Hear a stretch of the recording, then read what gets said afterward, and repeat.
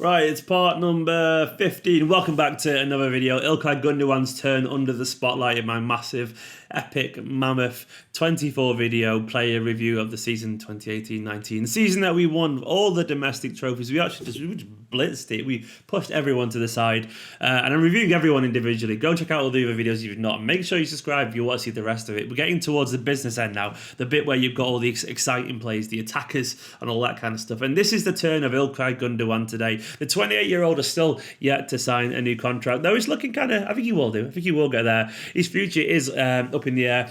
And I think it's been strengthened, his resolve and his general kind of stance to be strengthened because of how good he was towards the end of the season. Now, for a little bit of context, once again, last season he only started 15 Premier League games and a bunch of cup games as well. This season, how many did he start? He made 50 appearances in all competitions. I think he started something like 23 league games. And essentially, he was fundamental in our end of season run. He did get a lot of games, mainly because Fernandinho got a few injuries, definitely. But that doesn't mean he wasn't any less effective than Fernandinho was in his own kind of way. I actually think for the second half of the season, he was one of our better players. Genuinely, really good. The Gundogan dink over the top, he should trademark that, honestly. The little Xavi-esque passes over the top where he kind of dinked it to the on-runners like Sterling or David Silva who got ahead of him or Sane or whoever. That actually genuinely became a trademark of Gundogan's game. Weirdly enough, I actually thought he was better in the team as a number 6 when he could use his incredible 360 vision to kind of dictate the pace of the game than he was as a number 8. There are some definite question marks about his defensive ability, but largely because we were so good tactically, it didn't really matter. Having said that, in certain moments, if he'd been on the pitch in the Fernandinho role in the first half of the United game at Old Trafford, we probably would have conceded instead because he's not quite as good as that. But that's not really necessarily his fault. He never claimed to be. It's just something to be considerate about. But towards the end, as I said, he was pretty much never present and he had some fantastic performances.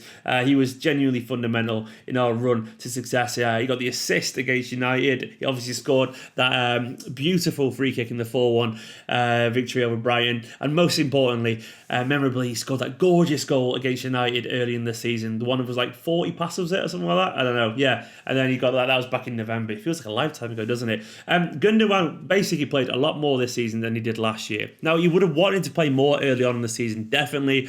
But he became a man that Guardiola, I think, finally trusts. He always trusted him, but I think now the injuries basically are behind him. And he showed really how good he can be. The one thing Gundogan definitely has more than most is that kind of incredible composure and that ball retention. He just simply doesn't give the ball away. And he's getting more of a tenacity to his game now. He's got that kind of confidence. In his body, he trusts it. You could see the hesitancy previously in Gundogan, understandably so, because it must be hard recovering from all his injuries. But this year was the first time I think I'd seen him play without much fear, and he was much better around the turn of the year onwards. There was still a few games every now and then when he played as a number 8 where he was largely ineffective, and Gundogan being half asleep was kind of a theme of the first half of the season. But he more than made up for it with an incredibly good final run of games. He was absolutely influential for a lot of our big performances, and a man that essentially I do want around the squad. He's gone from someone that most people were bitter when they saw him in the starting lineup to someone that people want to stay for another season, which can only which will actually strengthen his hand, really, because it says a lot about his character and his ability.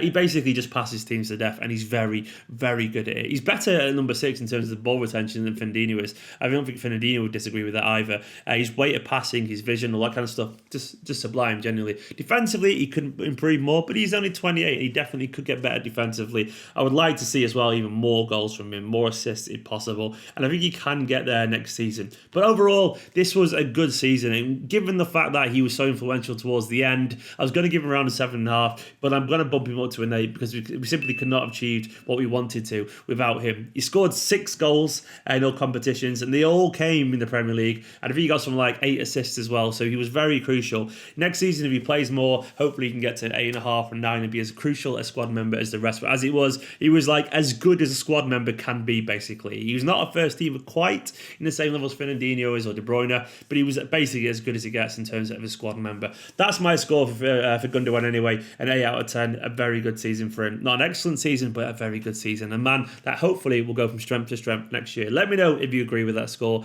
As ever, go check out the rest of the videos. Tonight I've done Zinchenko, Fernandinho, and next up is that man, Kevin De Bruyne. It's been a weird season for him, but looking forward to talking about him anyway. Thank you as ever to my patrons, patreon.com/Esteemed Kompany. If you want to get involved, Patreon. I've just said that actually. If you want to get involved, just follow that link there or the one in the description below. And make sure you subscribe if you're new. Hope you're so tired. Hopefully you're enjoying this series, and I'll see you for the next video.